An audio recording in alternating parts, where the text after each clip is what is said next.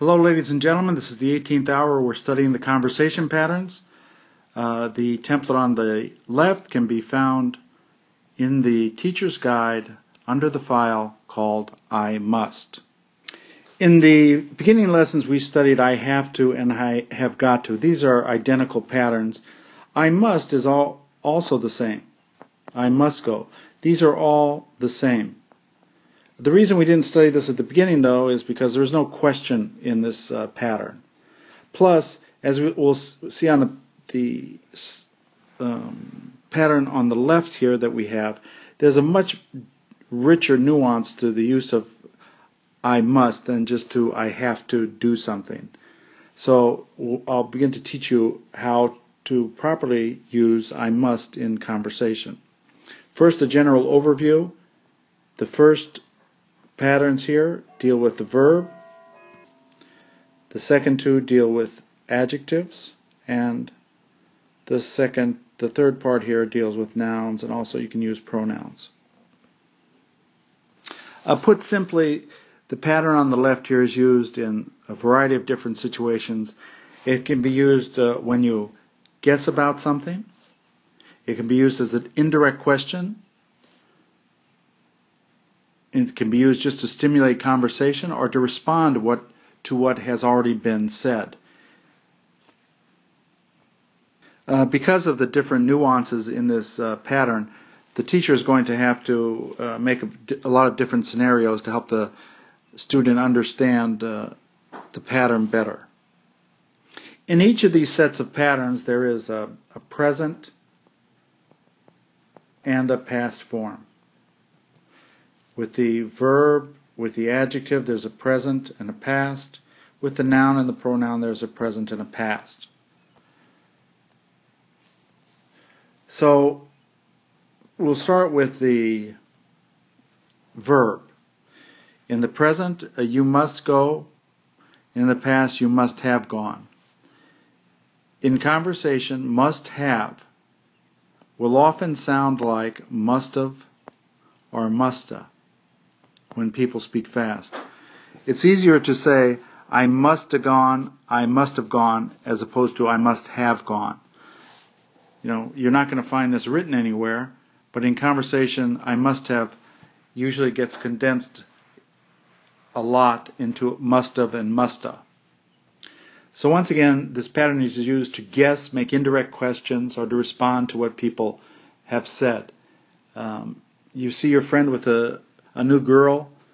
The next day or the same day you meet her, and he says, "Oh, I've got a new girlfriend," and he said, to stimulate more conversation, you just say, "Oh, you must like her a lot," and he'll tell you. You want to know where he met her first. You have to guess about that. You can say, "Oh, you must have met her at school." Remember that when you guess about something, whether you guess right or wrong is never really bad in of itself. What you basically want to do is to get the answer. So whether it's a wrong guess or a right guess, you're still going to get the answer. You know, if you said to your friend, "You must have met her at school," he'd say, "Yeah, I met her at school," or "No, I met her, at the park or somewhere else." The guess, whether it's right or wrong, doesn't make any difference. The negative form is simply made by adding not. You must not like her. You must not have liked it. You call your brother and he says he's at home. So you must not have gone to work. He's going to tell me whether he went to work or not.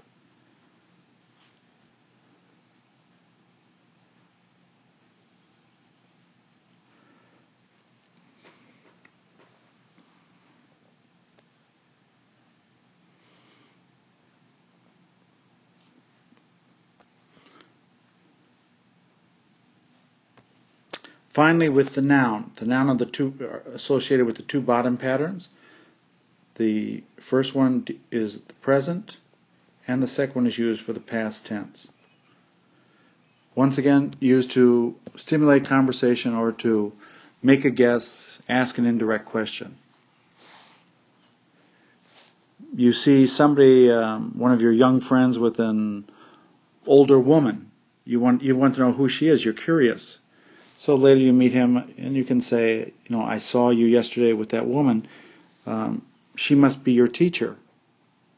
Whether it's his teacher or not is inconsequential. He's going to tell you who she was.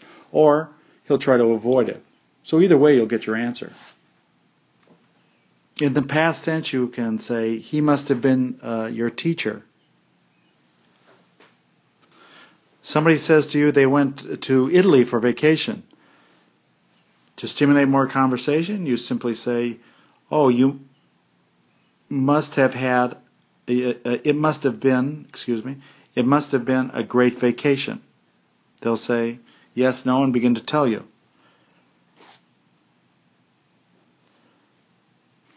You have your cell phone. Somebody keeps trying to call you. You can't pick the phone up. Later on, you're guessing who was it. It must have been my wife. You're guessing. Once again, if you're using this in the negative form, you put the negative here. A good way for you to practice this pattern with the student is that you ask the direct question and tell them they have to change it into the pattern. So if I say, do you study? They have to say, you must study. Did you study? You must have studied. Is he tired? He must be tired. Was he tired? He must have been tired. Is she a nurse? She must be a nurse. Was he a friend? He must have been a friend. So you mix them up and see if they're able to make the pattern correctly. This is a great set of patterns. It has a variety of uses, a very rich pattern. I love to teach it, and I love when I hear students using it. Thank you.